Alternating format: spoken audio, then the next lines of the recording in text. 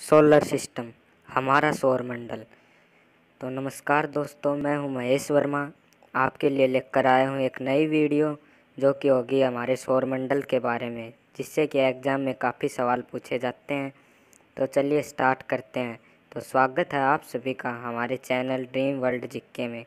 नए हैं तो सब्सक्राइब करें, साथ ही बेल आइकन को दबाना न भूलें, जिससे कि जो भी नई वीडियो आए उसकी नोटिफिकेशन आपको सबसे पहले मिल। तो चलते हैं फ्रेंड्स हमारे फर्स्ट क्वेश्चन की तरफ। सौर प्रणाली के खोजकर्ता कौन है? तो सौर प्रणाली के खोजकर्ता, इसका आंसर है ऑप्शन बी, कोपरनिकस, जो कि पोलैंड देश के रहने वाले वैज्ञानिक थे। इन्होंने 1843 में सर्वप्रथम सौर प्रणाली की खोज की थी। नेक्स्ट क्वेश्चन की तरफ चलते हैं। सौरमंडल में ग्रहों की संख्या कितनी है? तो हमारे सौरमंडल में कुल ग्रहों की संख्या, इसका आंसर है ऑप्शन ए, 8 है। हमारे सौरमंडल में कुल ग्रहों की संख्या 8 है, लेकिन 2006 से पहले देखें तो हमारे सौरमंडल में कुल ग्रहों की संख्या 9 थी। 24 अगस्त 2006 को प्लूटो नामक 9वें ग्रह को ग्रहों की संख्या से हटा दिया गया, इसलिए वर्तमान में हमारे ग्रहों की संख्या 8 है। नेक्स्ट क्वेश्चन की तरफ चलते हैं। ग्रहों की गति का नियम किसने दिया? तो ग्रहों की गति का नियम, इसका आंसर है ऑप्शन डी, केपलर नामक वैज्ञानिक ने दिया। ऑप्शन डी इसका आंसर है। नेक्स्ट क्वेश्चन की तरफ चलते हैं। सूर्य में ऊर्जा किस विधि द्वारा पैदा की जाती है? तो सूर्य में जो ऊर्जा उत्पन्न होती है वो सामान्यतः नाभिक के संलयन विधि द्वारा पैदा होती है। तो इसका आंसर है ऑप्शन ए, नाभिक के संलयन। सूर्य में सामान्यतः हाइड्रोजन और हीलियम गैसें पाई जाती है, जिसमें नाभिक के संलयन विधि द्वारा हाइड्रोजन का हीलियम में रूपांतरण हो जाता है। तो नेक्स्ट क्वेश्चन की तरफ चलते हैं। पूर्व से पश्चिम दिशा में सूर्य के चारों ओर कौन से ग्रह परिभ्रमण करते हैं?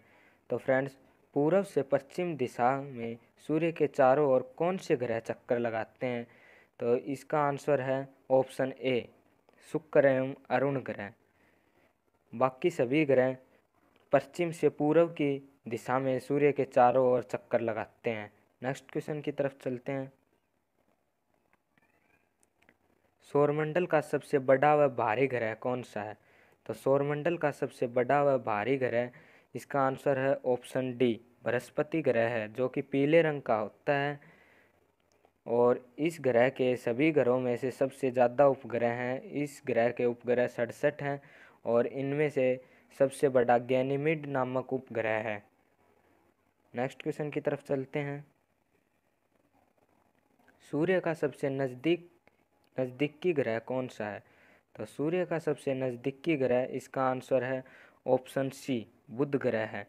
नज़दीकी होने के कारण सूर्य की किरणें इस पर समानांतर पड़ती रहती हैं, जिससे कि यह सभी ग्रहों में सबसे गर्म ग्रह है और आकार में सबसे छोटा है। और सूर्य के नज़दीक होने के कारण यह सूर्य का चक्कर सबसे कम दिनों में लगाता है, तो यह सबसे तेज़ गति से घूमता है और इस ग्रह का कोई उपग्रह भी नहीं है। नेक्स्ट क्वेश्चन की तरफ चलते हैं। सूर्य और पृथ्वी से सबसे दूर स्थित ग्रह कौन सा है? तो सूर्य और पृथ्वी से सबसे दूर स्थित ग्रह, इसका आंसर है ऑप्शन ए, वरुण ग्रह, जो कि ये सूर्य और पृथ्वी से दूर है, इसलिए सूर्य की किरणें इस तक नहीं पहुंच सकती, इसलिए वहाँ का तापमान ठंडा है, यानी अत्यधिक ठंडा है ये ग्रह। और इस ग्रह की सतह का तापमान लगभग -193 डिग्री सेल्सियस होता है। नेक्स्ट क्वेश्चन की तरफ चलते हैं। लाल ग्रह कौन सा है? तो लाल ग्रह, हम इसका ऑप्शन है मंगल, ऑप्शन डी। लाल ग्रह हम सामान्यतः मंगल ग्रह को कहते हैं, जो कि इसकी सतह पर आयरन ऑक्साइड होता है, इसलिए इसका रंग लाल होता है, इसलिए हम इस ग्रह को लाल ग्रह भी कहते हैं। नेक्स्ट क्वेश्चन की तरफ चलते हैं। सौरमंडल का सबसे बड़ा ज्वालामुखी कौन सा है? तो सौरमंडल का सबसे बड़ा ज्वालामुखी, इसका ऑप्शन ए आंसर है, ओलिपस मेसी। सौरमंडल का सबसे बड़ा ज्वालामुखी ओलिपस मेसी है, जो कि हमारे पृथ्वी के सबसे ऊंचे पर्वत माउंट एवरेस्ट से भी ऊंचा है। नेक्स्ट क्वेश्चन, वल्यनुमा संरचना वाला ग्रह कौन सा है? तो वल्यनुमा संरचना वाला ग्रह, इसका आंसर है ऑप्शन डी, शनि ग्रह है। नेक्स्ट क्वेश्चन की तरफ चलते हैं। सर्वाधिक गैसों से घिरा हुआ ग्रह कौन सा है? तो सर्वाधिक गैसों से घिरा हुआ ग्रह, इसका आंसर है ऑप्शन बी, अरुण ग्रह है, जिसे हम लेटा हुआ ग्रह भी कहते हैं। नेक्स्ट क्वेश्चन की तरफ चलते हैं। नीला ग्रह कौन सा है? तो नीला ग्रह हम ऑप्शन ए, इसका आंसर है पृथ्वी को कहते हैं। नेक्स्ट क्वेश्चन की तरफ चलते हैं। सूर्य की सतह का तापमान कितना होता है? तो सूर्य की सतह का तापमान, इसका आंसर है ऑप्शन सी, 6000 डिग्री सेंटीग्रेड होता है। इसमें हाइड्रोजन और हीलियम गैसें पाई जाती है, जो कि बहुत ही ज्वलनशील गैसें हैं, इसलिए इसकी सतह हमेशा गर्म रहती है। नेक्स्ट क्वेश्चन की तरफ चलते हैं। वह कौन सा धूमकेतु है जो प्रत्येक 76 वर्ष में दिखाई देता है? तो फ्रेंड्स, इसका आंसर है ऑप्शन ए, हेली धूमकेतु। हेली धूमकेतु है जो प्रत्येक 76 वर्ष में एक बार दिखाई देता है, और यह अंतिम बार वर्ष 1986 में देखा गया था।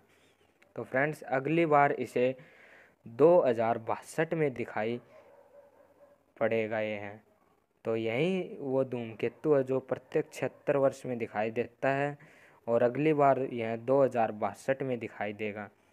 तो फ्रेंड्स, वीडियो अच्छी लगी तो इसे लाइक करें, कमेंट करें और शेयर करना न भूलें।